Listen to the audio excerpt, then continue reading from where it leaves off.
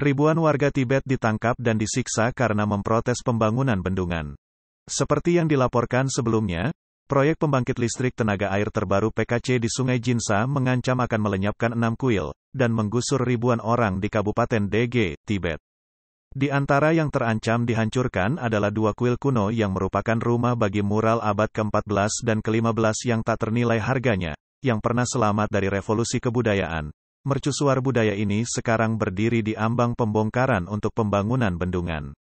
Setelah mendengar tentang proyek tersebut, warga Tibet berkumpul di luar kantor pemerintah daerah.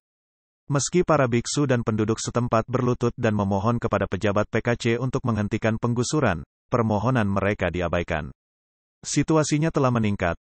Pada tanggal 22 Februari para biksu dan warga Tibet kembali melakukan protes secara damai, namun menghadapi tindakan keras yang brutal oleh pasukan polisi dalam jumlah besar.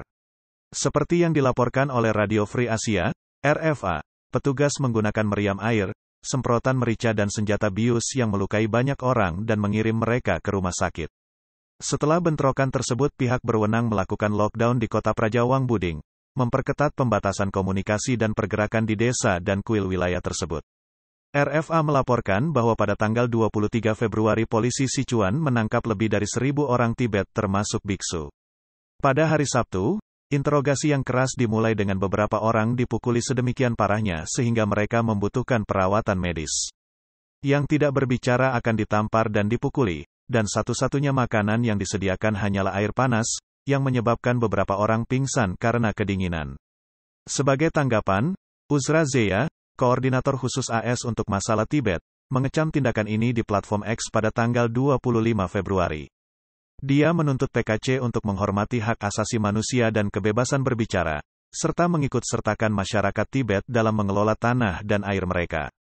Menyoroti kekayaan budaya dan agama, Zeya menegaskan kembali dukungan AS terhadap warisan unik Tibet. Pemerintah China telah membangun beberapa fasilitas pembangkit listrik tenaga air di seluruh Tibet.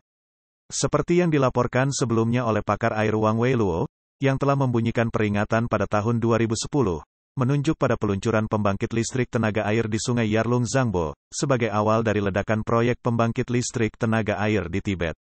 Artikel itu menguraikan cetak biru ambisius China untuk meningkatkan kapasitas pembangkit listrik tenaga air di Tibet, dengan menargetkan pembangunan signifikan di sepanjang Sungai Yarlung Zangbo serta saluran-saluran pengumpannya.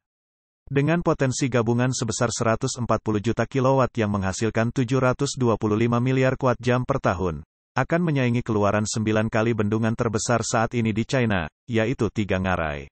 Pasukan polisi bersenjata PLTA ditugaskan oleh PKC untuk membangun bendungan dan waduk ini di Tibet. Unit-unit ini beroperasi sebagai pekerja konstruksi di lokasi, tapi berubah menjadi polisi untuk menekan perlawanan apapun yang muncul. Artikel itu menggarisbawahi pentingnya dataran tinggi Tibet sebagai sumber air penting bagi China dan seluruh Asia, mendukung penghidupan miliaran orang. Dengan ketinggian rata-ratanya melebihi 4.000 meter, ekosistemnya menjadi sangat sensitif bagi wilayah manapun yang berada di bawahnya.